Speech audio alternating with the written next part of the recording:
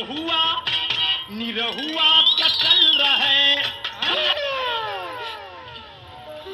इका पागल जैसे नाचा दारू। वो क्या है ना, जब भी मैं कोई भोजपुरी गाना सुनती है ना, मालूम नहीं अंदर क्या हो जाता है और मैं नाचने लगती है।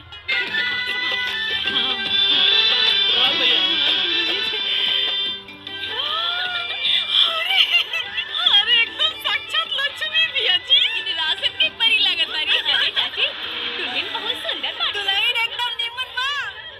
करो वेलकम भैया दुल्हनिया।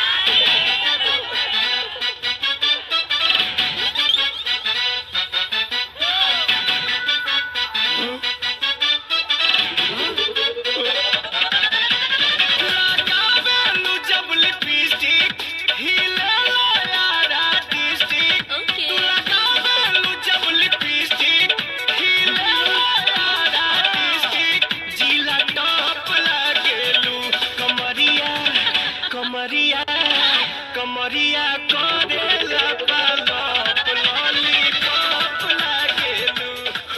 कौन बजावत रे? बेचा तारा कुल्फी या बजावा तारा लॉलीपॉप। ओ तो लेके आइल बारे की मुन्नी बाई नौटंकी वाली रे। ले लिया हूँ जी बाबूजी। रिका हरे बाबूजी, वो जैसा मंदिर में घंटा बजेला तो लोग मस्त होके नाचे लगेला, वैसा ही एक बीमारी है। पवन सिंह के गाना सुन के पगला जाले और नाचे लगेले।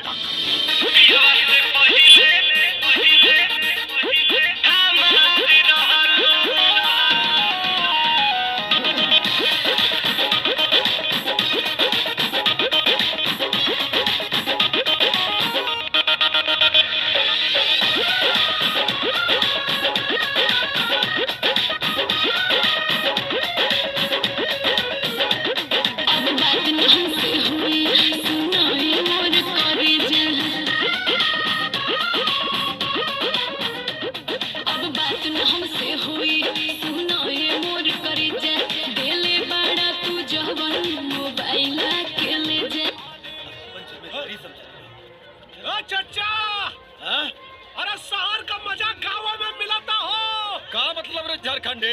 अरे मुन्नी बाई नौटंकी वाली तोहार नईकी बतोहिया, अरे देखा था छता पे नाच रहल बिया।